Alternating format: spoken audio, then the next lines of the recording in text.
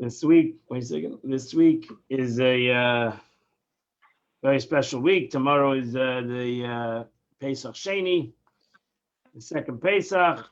On Friday is Lag BaOmer, the 33rd day of the Omer, which is the celebration of Rabbi Shimon bar Yochai, who wrote the Zohar and gave us the blueprint for Chassidus and Kabbalah and all the teachings of Chassidus and all Chassidus of the Arizal, all comes out from the teachings of the Zohar, which is Rabbi Shimon bar Yochai.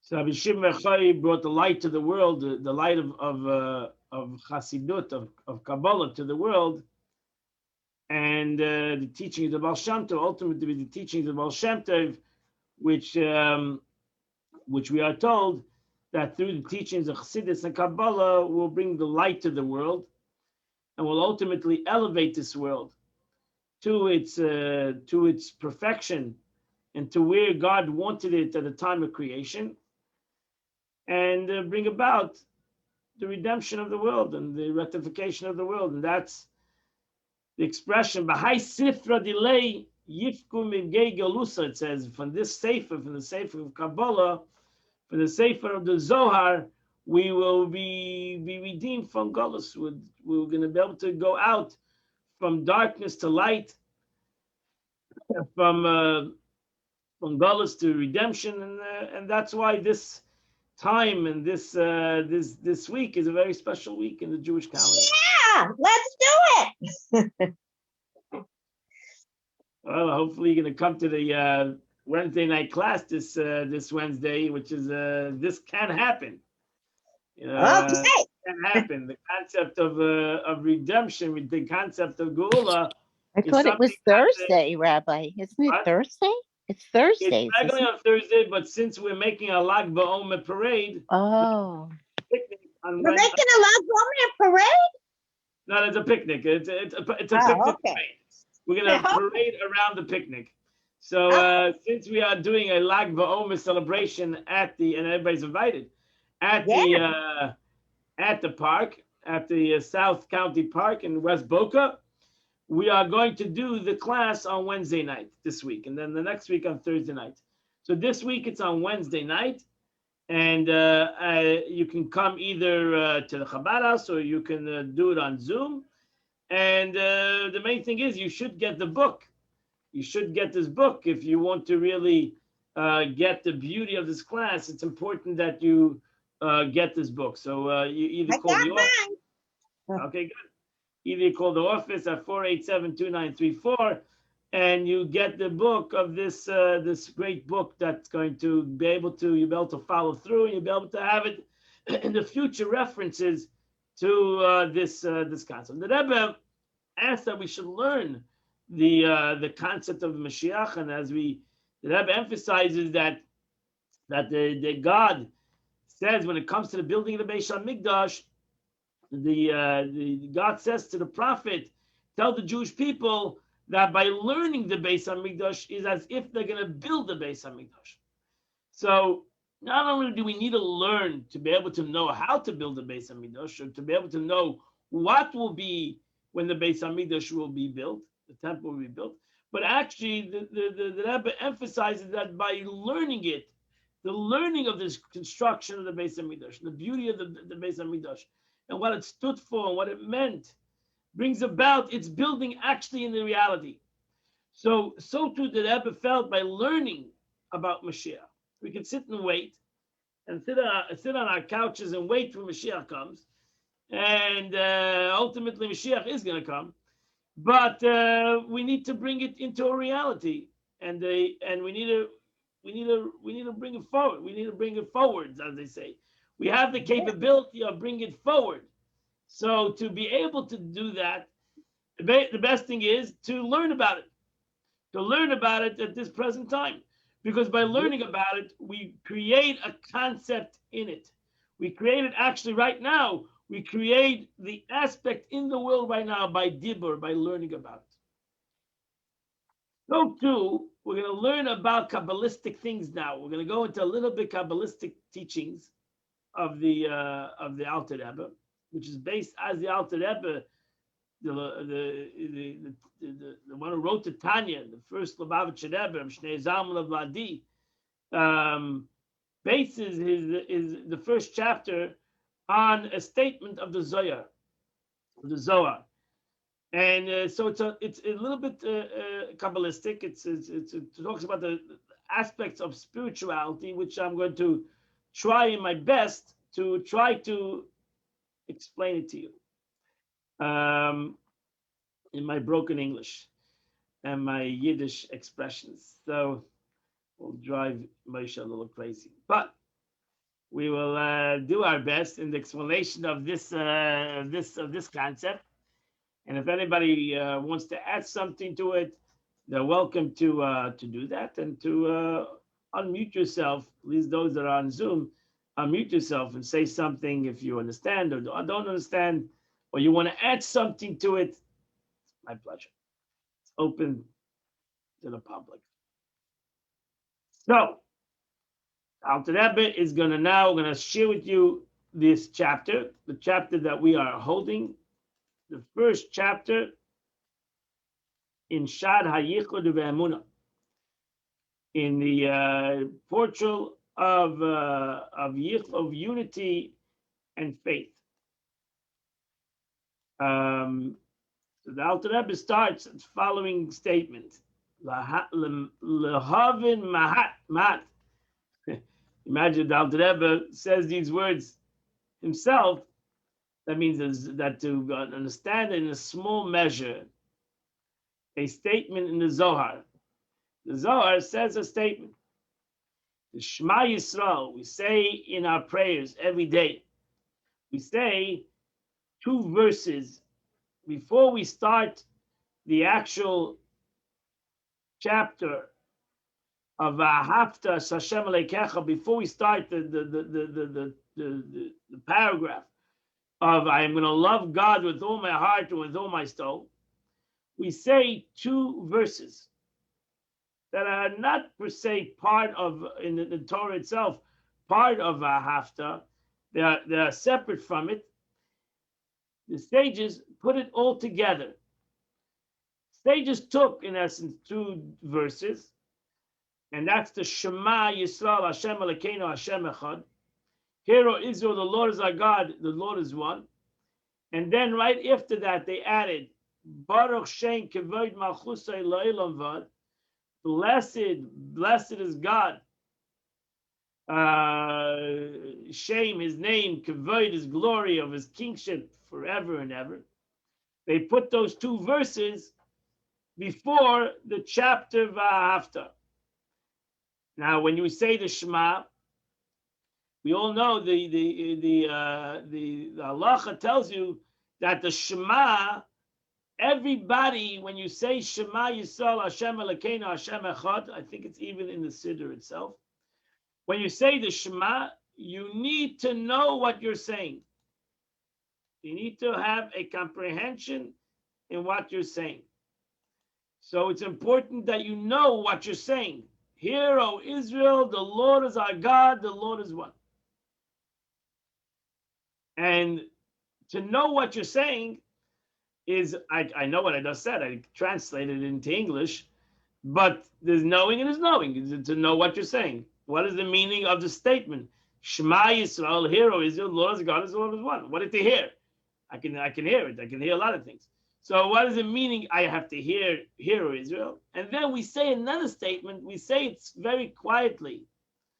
We suddenly go to a lower voice, and we say, Baruch Shem Kevod Malchusay La'olam Vad. Blessed is his name and his glory of his kingship forever and ever.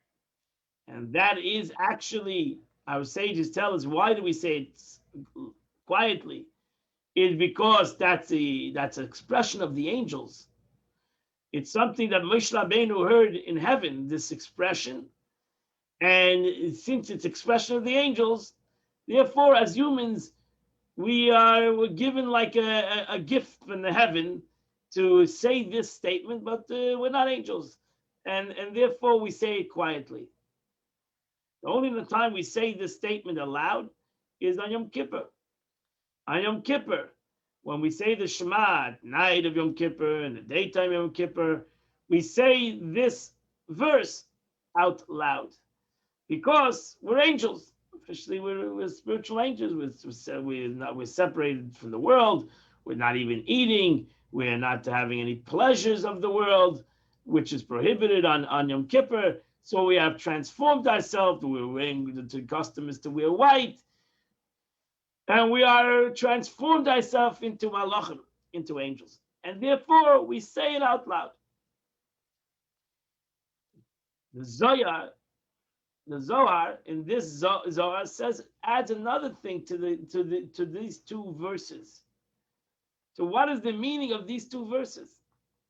What is the meaning of these two verses, and why is it put before the verse, the chapter Vahafta, which the chapters of Vahafta, Vahayim Shemaya, these two chapters that we say every day, is an obligation to say it every day, twice a day, to say the Shema, the Krishma, which today is the whole package deal.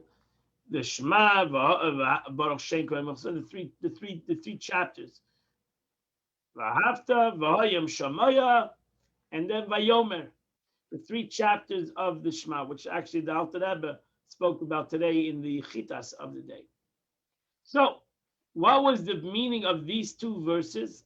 So the Zohar says that the verse first, Shema Yisrael, Hashem Elokeinu, Hashem Echad, is Yichudei Elah, the higher unity, and Baruch Shem is the Yichudei Tata, the lower unity. That's what the Zohar says. The Zohar, now this book, this part of Tanya is called the Portal of Unity. What's the concept of unity in the world? Because if you understand that the verse Shema Yisrael, hear, O Israel, when you say a statement, hear, O Israel, the Lord is our God, the Lord is one. I'll take away the page so we can maybe. So I'll take away the page for a second. When we say the verse, hear, O Israel, the Lord is our God, the Lord is one. What are we supposed to hear?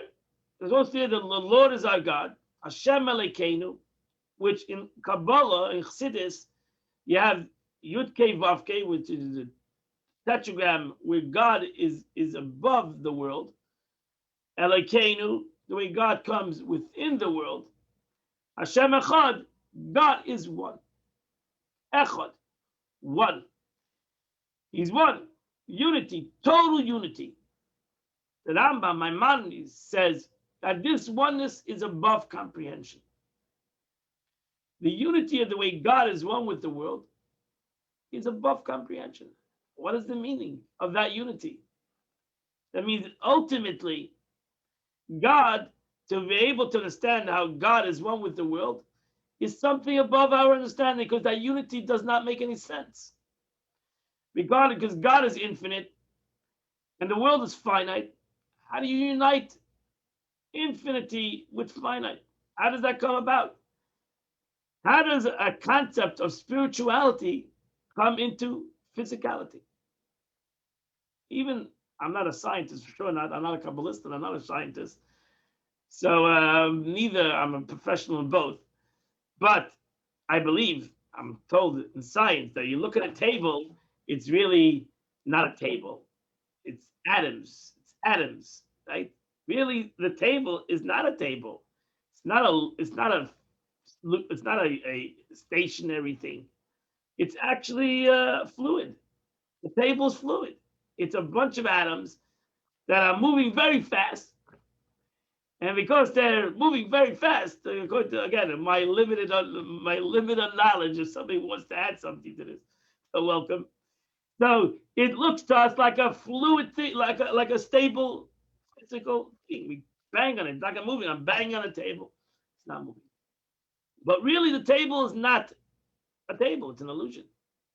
It's really something that is atoms, a bunch of things that are moving around, and which creates the illusion of a table. Because how do you go from Where is Elliot? Who is Elliot? I don't know who Elliot is. But He's what? He's a scientist. He used to come to the meetings. Klugman. Okay. I don't know. I don't know where he is. So maybe if you need to get a scientist here to explain us how do we go from atoms to a table. But that's a miracle. The truth is, that's a miracle. To me, I'm not a scientist. It sounds like a miracle to be able to go from an energy to a table. Sounds like a miraculous aspect, above and beyond comprehension. So as much as a scientist can explain it to me, it's above. If you can, so maybe a scientist can understand how do you go from an atom, how do you go from energy to a table. They can maybe give you the explanation. The Eibishter, that's the difference between, in a way, also science and the Torah. Science says the world came from something. The Torah says the world came from nothing. So it's not even an atom. It's Ein Sof. An atom is ultimately something. But if you understand the Torah says that the world came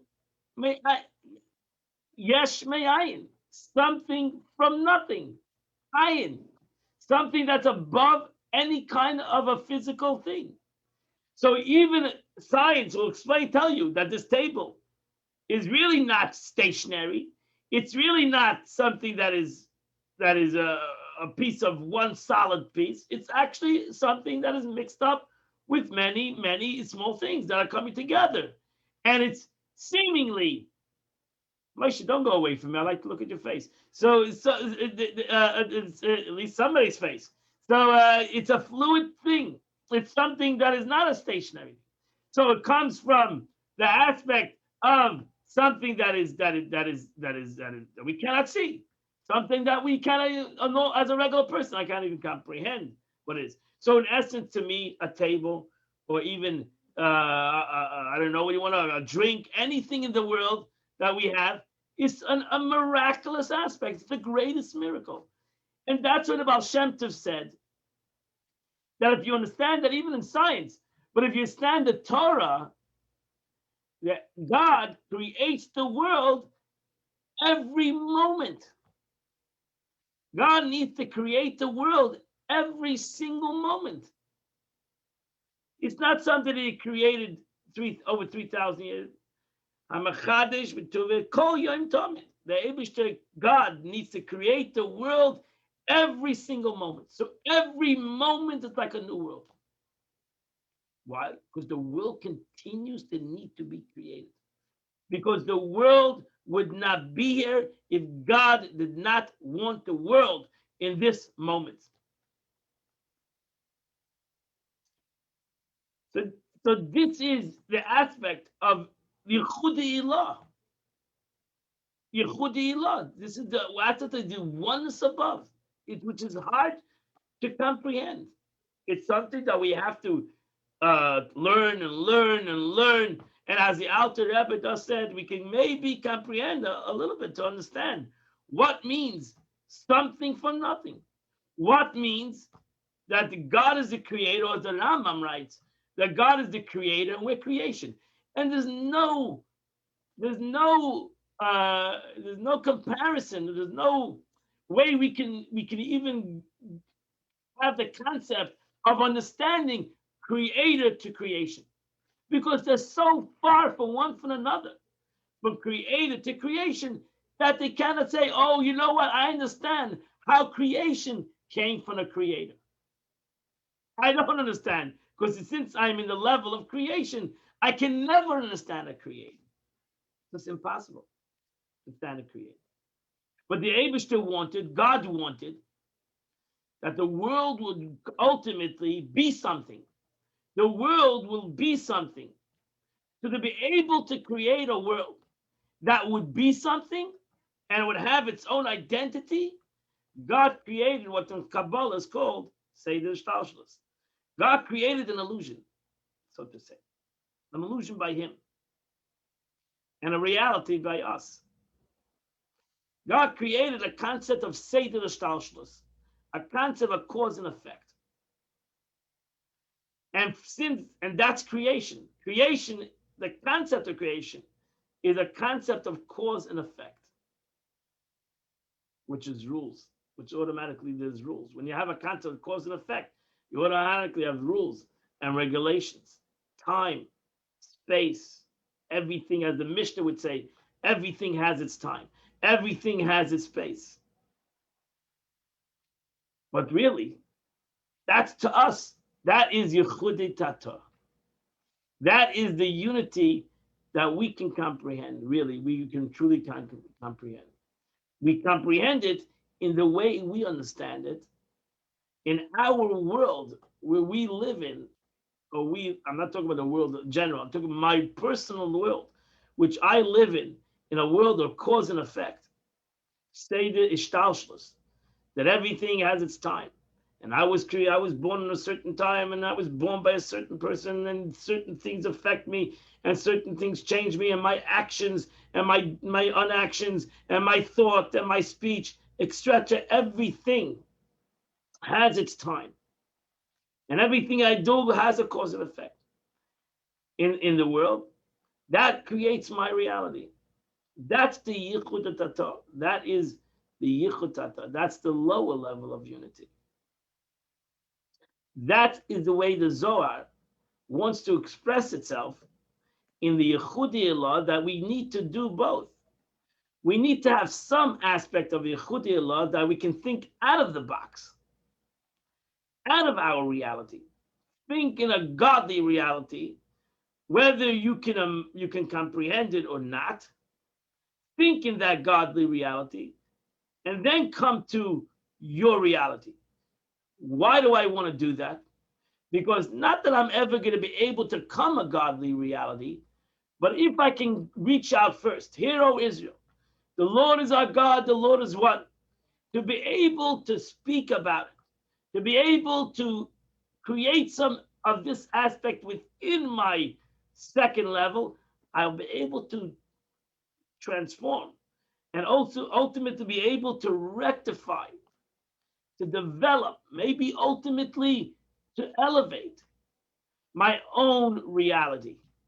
So I'll be able to be a person that continues to, as the Torah wants a person, to continue to go higher and higher, to continue to develop my mind, and the purpose of developing my mind to come higher and higher is that ultimately my character will become refined, more better and better.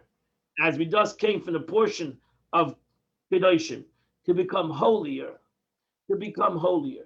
The only way I can become holier is if I have the capability of creating the space for the holiness, for the concept of holiness. If I can create in my physical reality some space for the aspect of holiness, then holiness can come in. Then holiness can come in. Now, the holiness that I create might be very limited, but it's as we learned in Tanya. You're not here to create somebody else's holiness. You're here, each one of us is here to create our own holy space. Shachanti, as the Torah says, Li Migdash, every person needs to make a sanctuary for God.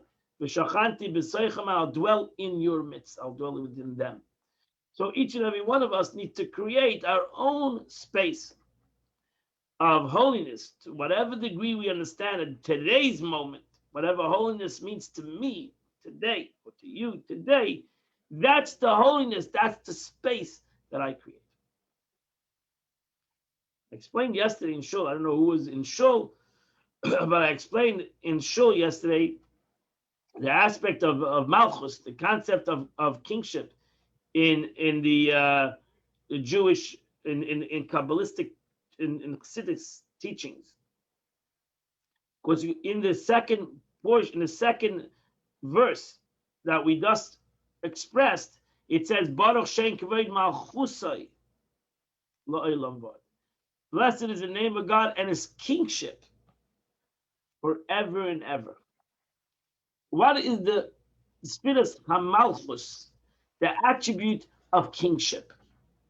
What is Malchus in Kabbalah, in Chassidus? So we've learned this many times in Tanya before, that Malchus, the aspect of kingship, is a wondrous, one of the 10 sfirot, the 10 manifestations of godliness. Malchus is a wondrous attribute. And why? Because Malchus is the lowest attribute of the 10 sfirot. It's the lowest one. Out of all 10, we start from Chochmah, and the lowest is Malchus, kingship. But the beauty of Malchus, aspect of kingship in Kabbalah, is the concept of the vessel, and actually is the vessel for all the sfirot to come into. All the sfirot come into Malchus, the attribute of kingship. And now Malchus takes all these sfirot, all these attributes, chesed and gevura, chachma, all of it. It has the capability to take all of them and actually bring them together and create a whole new reality. That's why Malchus is like Shabbos. Shabbos takes in the whole week. It's a combination of the whole week, and it blesses the next week.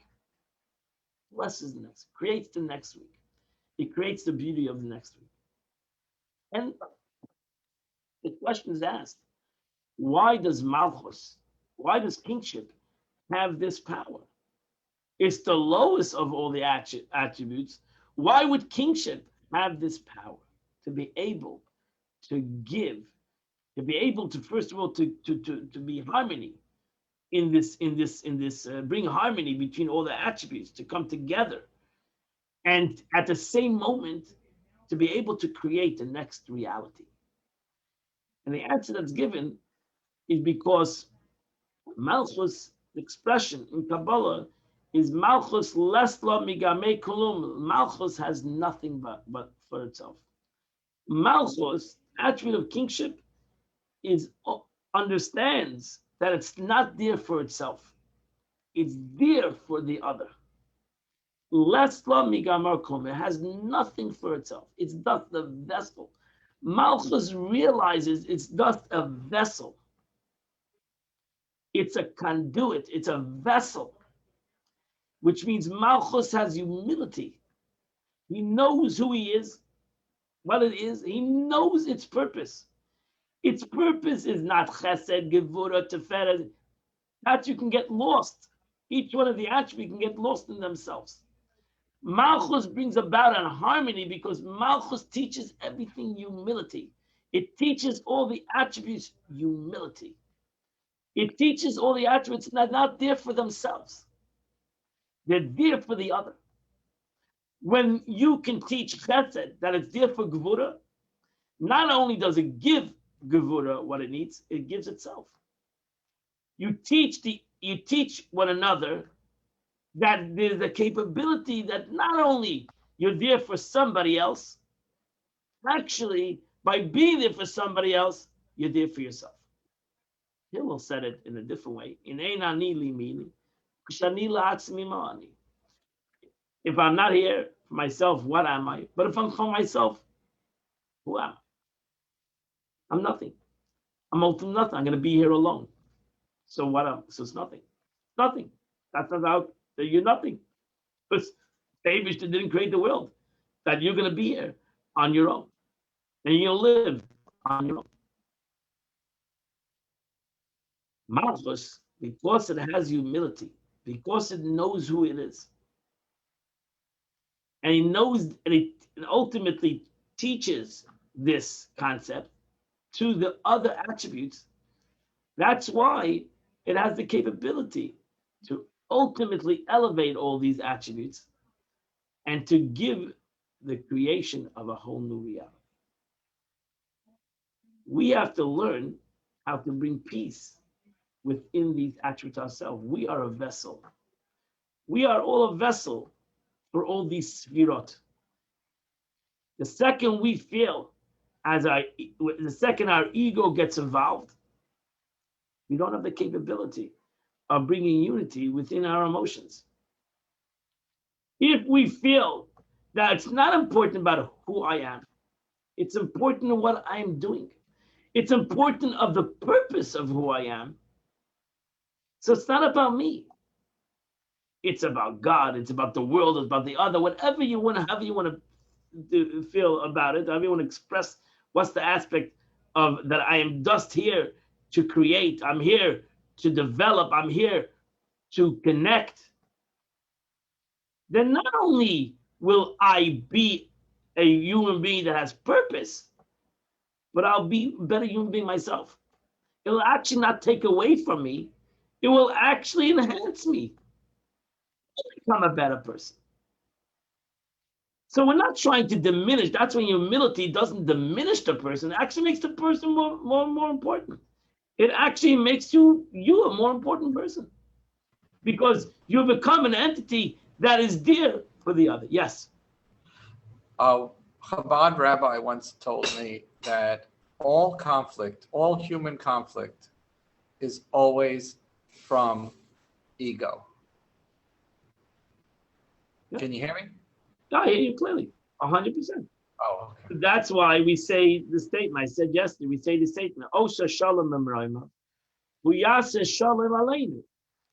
The Eibishter, God, brought about peace in heavens with all his attributes. He taught them all through Sfiras HaMalchus that there can be unity. I said yesterday, for example, take this show. This show in the middle of davening, so I say, all the people in the show. This show is Sfiras HaMalchus. This room is, if you want to give a simple name, this room is Sfiras HaMalchus. We have all these people sitting over here. Everybody's different. Everybody has different character. Everybody has different purpose. Everybody has a different agenda. But we're all here in this room together. What brings us together? How do you take all these different personalities? How do you take all these different people and we bring them in peacefully together? You know how? Through prayer. Because we're here to pray. Through Torah. We're here to learn. It's not about us. It's not about me. I'm sorry, it is about us. It's not about me. It's not about me. It's about here coming together because we have a purpose together. The stages were not stupid when they said you need to have a minion to die. You need to come together to pray. The sages were not also ignorant when they said you shouldn't learn by yourself. You should learn with a group. And the bigger the group, the better it is. Roiv Am Hadas Melech, I said that word. Roiv Am, the majority, if you have more people, is the glory of kingship. Roiv Am Hadas Melech. The greater the group, the greater the aspect of Melech, kingship. Because if you can bring more people together in a room, and even though they're different, we're not going to make everybody the same. Everybody will be different. And everybody should be different because God created everybody different.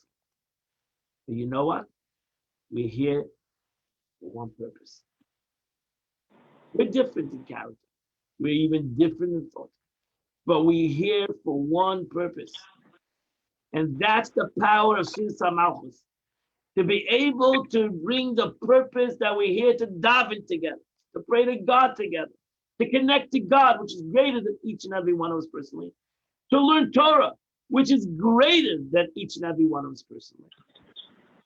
That is the power of Sfiras HaMalchus. And that's why, through this prayer, the Gemara says, when you have a community, you don't daven by yourself. But if you pray together with a community, you pray together with a minion, your prayer is much more powerful, much more powerful. When you learn together, not only one, but 10 or 20, you get more people to come and learn together. Your learning is on a much higher level. What happens if you have at least a minion or even 10 Jews that learn together? The expression in the Mishnah is Shechina Shruya Beineim. God is there. God is there. Shechina Shruya Beineim. That's the expression. The Shechina when it comes to davening, it says you cannot say a davar shebekdusha. That's the expression in the halacha. You cannot say words of holiness without 10. That's where you can't say Baruch Hu, and you can't read the Torah, and you cannot say kedusha in Shemona Esrei, etc., etc. You can't say kaddish. Also kedusha, kaddish, holy. You cannot do that without a minimum of 10. Because once you have 10, Jews coming together, and they're all there for a purpose, not only for themselves, but for the concept of connecting to God. You have now elevated the whole group. You have now created a whole different dimension, because it's the sphere of Malchus. It's the concept of where the vessel becomes now a place of peace, a place of unity. And there where there's unity, and with that the concept of holiness, you have now have the power to transform to a whole new reality. That, in essence, is what we're trying to accomplish with the aspect of what Alter Rebbe is trying to teach us, the aspect of unity and oneness. We shouldn't feel chas v'shalom that, God forbid, many of us feel, why should I lose myself? Why should I give up who I am? We're afraid of the unknown. We're afraid of giving up our power, in a way, and that's our ego. But we're realizing, but the Chassidus tells you the opposite. By becoming the aspect of this Malchus, Baruch Shem Kavod Malchusai, by becoming the aspect of this Malchus, the attribute of where there's the capability of unity, where there's the capability of peace, you're going to become greater. You actually become greater. You're going to become more important. You're going to become more holier. You're going to be the better you.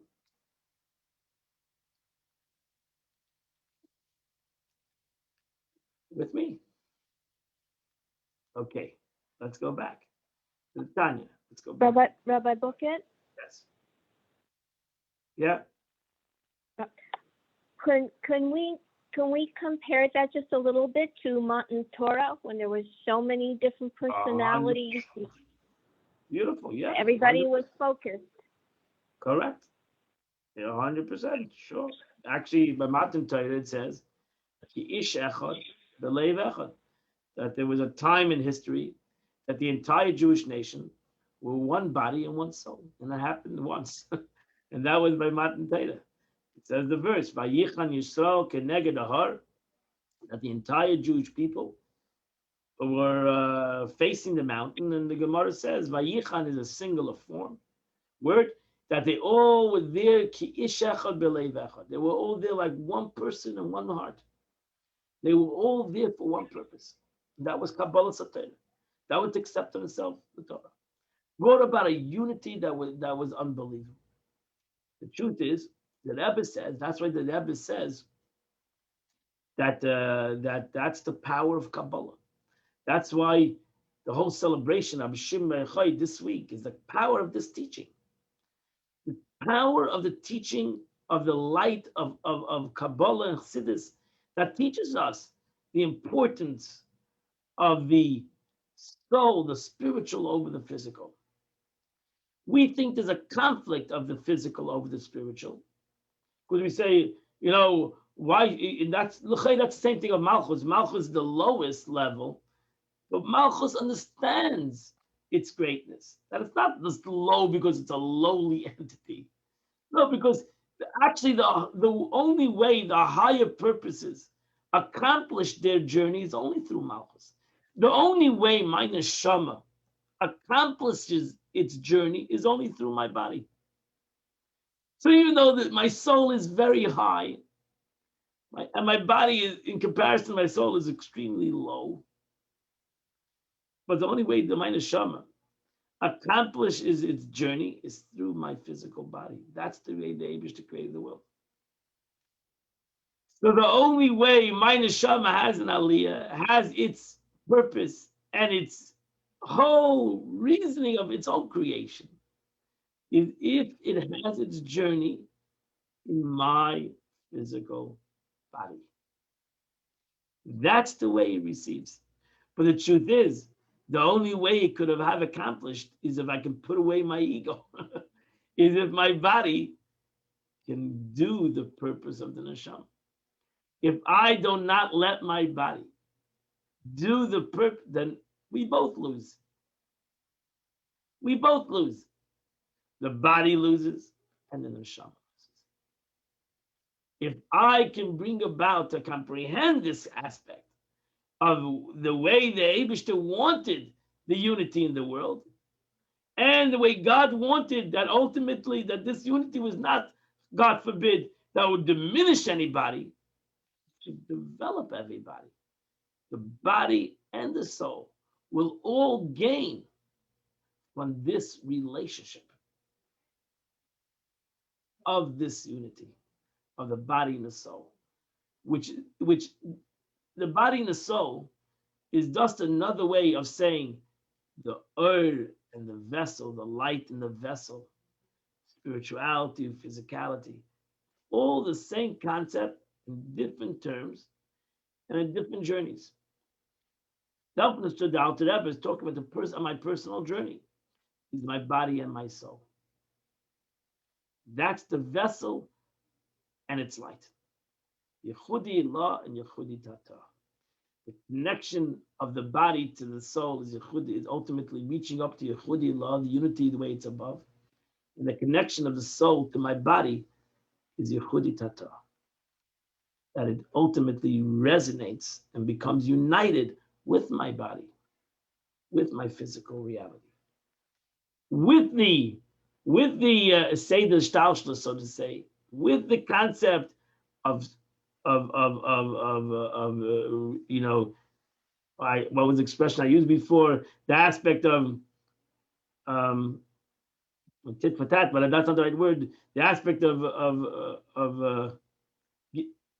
that's the word I used before. This aspect of Seder Shtalshlos, where everything has a cause and effect, The aspect I live in a world of cause and effect, where automatically I live in a world of do's and don'ts, and that, but really I should be able to connect to the higher level of Yichud, which is not a cause and effect, it's purpose. It's not, that's where we get stuck as Jews, even ultimately. Oh, the rules and regulations, and it's all the good and the bad and this and that. No, it's really, that's reach up a little higher. That reach up to a little higher. Reach up to Yechudi Ilah. Reach up to the unity where God looks at the unity. It has to do with purpose. It has to do with journey. It has to do with ultimately with perfection. It has to do with actually self-greatness. The Eibishter wanted to have that a human being would ultimately reach up to his own self-greatness. So look out of the box. Even though the Eibishter God created me within this box, but he also gave me the capability to reach out of the box. And that's Yechudi Ilah and Yechudi Tata. And we're going to go through it in the Tanya a little bit more, but I hope I tried to explain myself, explain the Tanya, but to the best of my ability.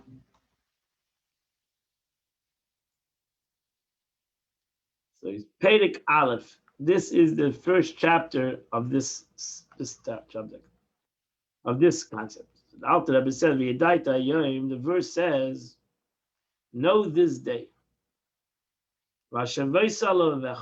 Know this day and bring it to your heart. Maybe two important things just in that verse, those two words itself. V'yadaita, know and bring it to your heart. Intellect and emotions. Know this day. And when it says Hayoim, you should know when it says Hayoim means today. The verse is telling you, know today, right now. Learn that you will know, and you're gonna, if you'll know it, you'll bring it, you'll take it on your heart. Now what? Ki Hashem hu Elikim, that the Lord is God, Vashamayim imal, from the heavens above, Vala'aretz mitochas, and upon the earth below, Ein oid, there's none other. Same expression we just use la'olam vod. Baruch Shem Kaveh Malchusay la'olam vod. So the Alter Rebbe asks a simple question on this verse. Zar lahavin. The Alter Rebbe asks, is it possible? Is God talking to Jews? Would anybody think sheyesh elakim nesheres b'mayim mitachas la'aretz? Would anybody curtain you that there's a God soaking in the waters beneath the earth? Would anybody say that there's some other God someplace? He's hiding, he's under the earth. What is the meaning of that statement? That the Torah has to warn you strongly to negate. You shouldn't have any God underneath the ocean. Don't go search beneath the ocean to find him. Take it to your heart. What is he talking? Which Jew is looking for a God beneath the earth? What is the meaning of these statements? Shamayim imal. He's a God of the high heavens, and he's a God deep in the ground. In Iksiv, so the Alter Rebbe gives the answer, tries to give the answer that we might understand. So, about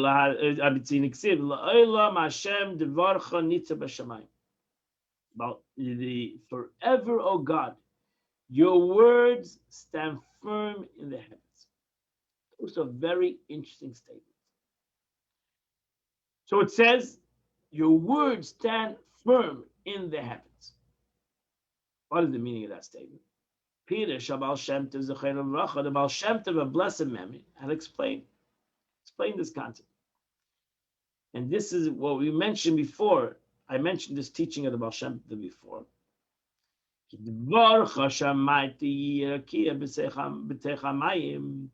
When God, in the first day of creation, the first days of creation, actually did happen in the second day of creation.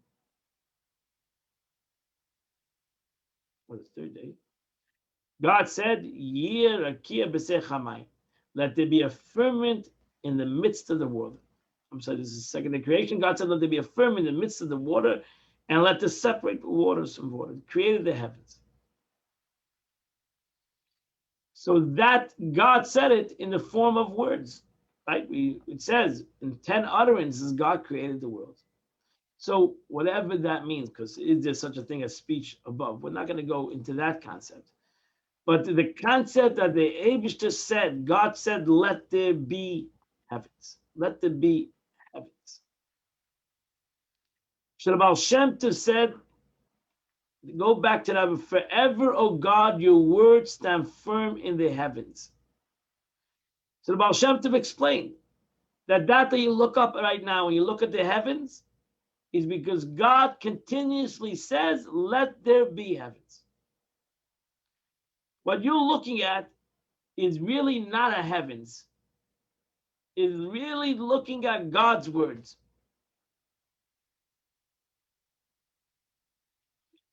I just gave an analogy before of the atom. When you're looking at the table, the scientist tells you, you're not really looking at the table. You're looking at the atom. Oh, but you don't see the atom. Well, because you're not a scientist. You don't see atoms. You're looking at a table. No, but the scientist will tell you you're not looking at the table. You're looking at atoms. Torah tells you when you're looking at the table, you're not looking at the table. You're not even looking at atoms. You're looking at the Word of God.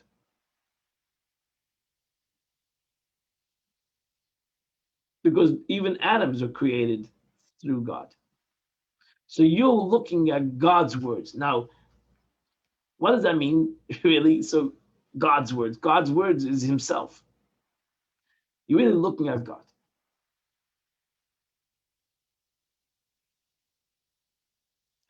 But hard for us to understand those words.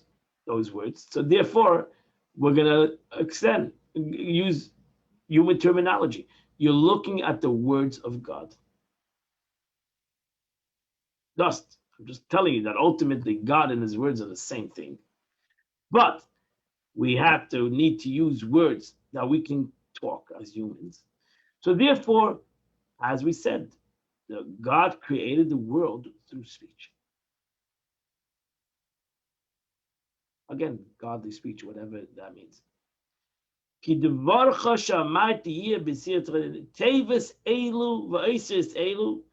These very words and letters through which the heavens were created stand firmly forever within the firmament of heaven. They continuously are there. There's continuously, in essence, Baal Shem Tov said, there's a continuous statement. You know, there's the song that never ends. There's such a song, if you know. The song that never ends. It's a speech that never ends. Constantly, just like God said, if you open up the verse and you see the verse, Vayom Hashem, and God said, we read it a couple of months ago, let there be the firmament. That's happening every moment, the Baal Shem Tov says. The statement, the word continues to say it over and over and over again. And that's like you understand, in concerning the heavens, so too when the earth, so too the animals, so too everything. There has to be the statement.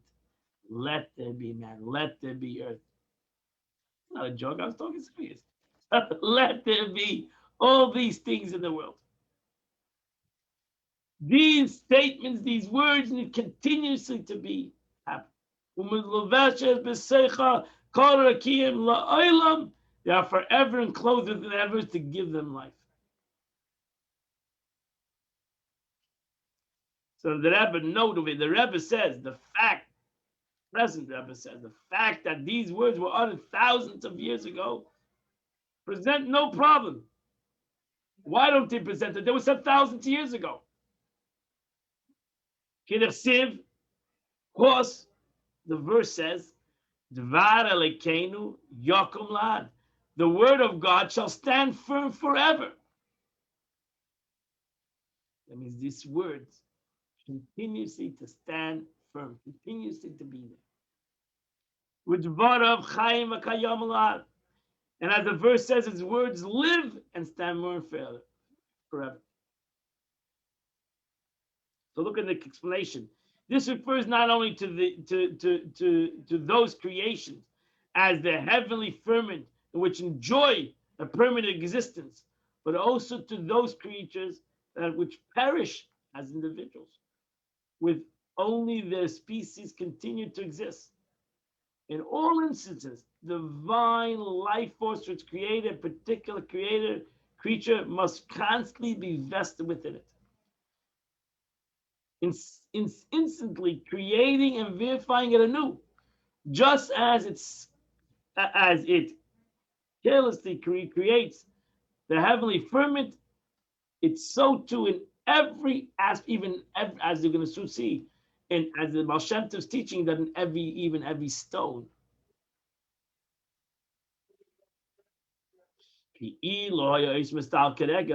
if the creative letters would depart even for an instant, God forbid, what would happen? They would not be destroyed. They'll return to its source.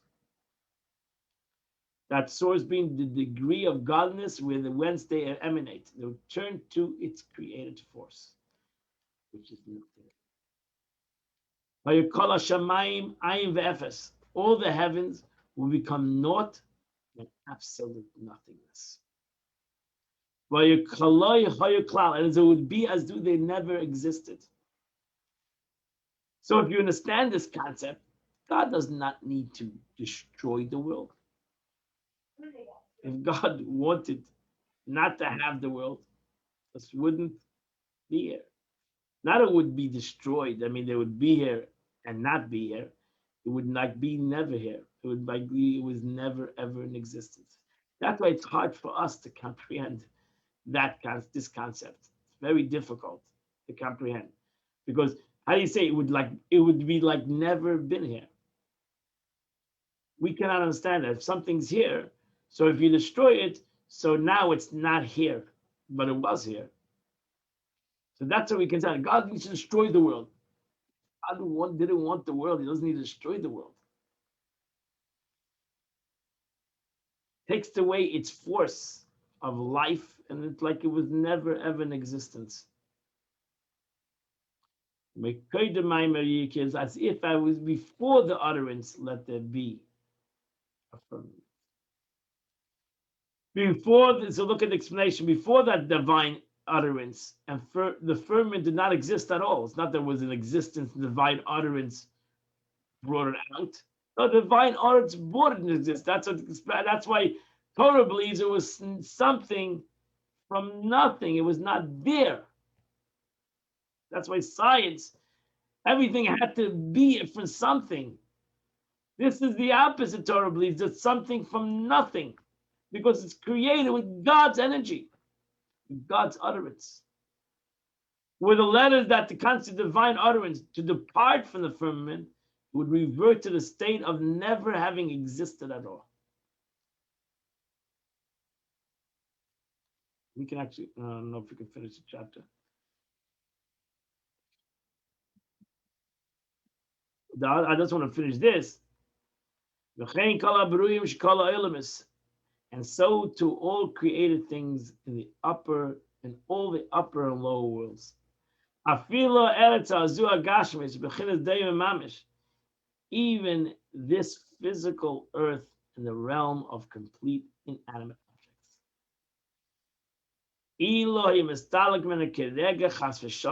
If the letters of the 10 utterances by which the earth was created during the 6th day of creation were to depart from it, but be an instance even for a second, God forbid, it would revert to naught, absolutely nothingness.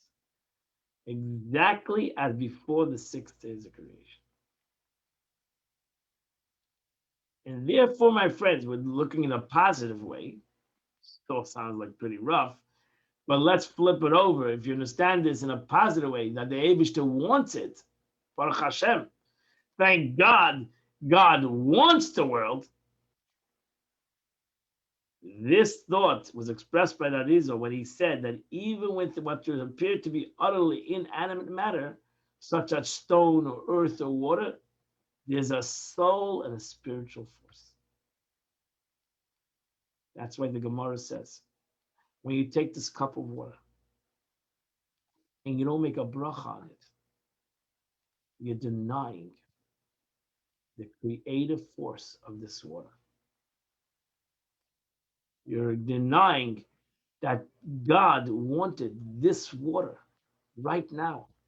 He didn't create this water only 3,000 years. He just created the water at this moment for you to drink.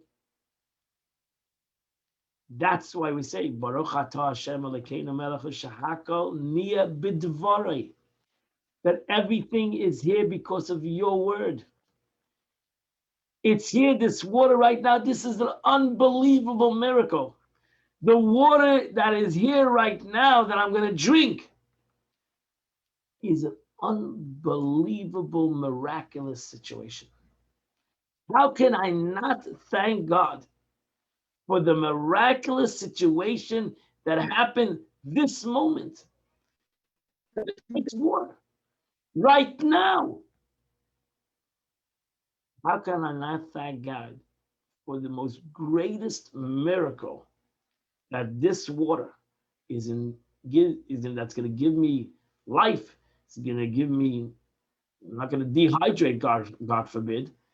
Is God just created it right now? That's why I say, Baruch atah Hashem, blessed are you, God, King of the world. Shahaka, everything. Bara was created not 3,000 years ago or whatever, 5,000 years ago. Shahaka bara, Shahaka niya bidvarai. Everything came out with right now, His word. let there be water. That's Hashgacha Pratis. That's the concept of teaching of the Baal Shem Tov, that we realize that everything God created right now. And that's why I should thank God for everything. Because it happened right now. It didn't happen years ago. Can't take it for granted. God created it. This present moment. If I have that focus in me, and that's the concept of the oneness of God. If I realize that God is happening right now, it's not something that happened in the past. That's the aspect of unity. It's happening right now. If I see the miracle, if I would see the miracle right now, would I not thank God? Would I not praise? Wow, it's unbelievable. A miracle has happened in front of my face right now. A miracle has happened in front of your face right now. When you took that cup of water and you have the capability of drinking it. A miracle. One of the greatest wonders of the world. You don't have to go travel anywhere, but that cup of water is the greatest miracle that happened right now. Can you imagine if you had that concept in your mind at this present time? Okay, I think we have overexerted our brains for the past hour. He gave us a lot to chew on today. Wow. Something to chew on. It's something to learn. Yoshkaya, thank To imagine. you. I wish you all a great day. In Mitzvah tomorrow we continue the Chitas of the day, and the Mitzvah Tuesday night we learn the JLI, the portion of the week, and on Wednesday night this week. Yeah. This Oh, can happen. Rabbi, Yes, I read it. Can happen. That's Rabbi, what. This can happen. Rabbi, what chapter was that? Chapter 1. Okay. No, what chapter? The Tanya? The portal of unity and faith, chapter 1. Okay. Oh. Wow, Okay. you started the chapter. Okay, God bless you. Have a Chapter wonderful 1. Have a great day, everybody. Wonderful day, happy day, healthy day, Thank you very spiritual much. day. Bring And oneness in your day. Michelle, yay!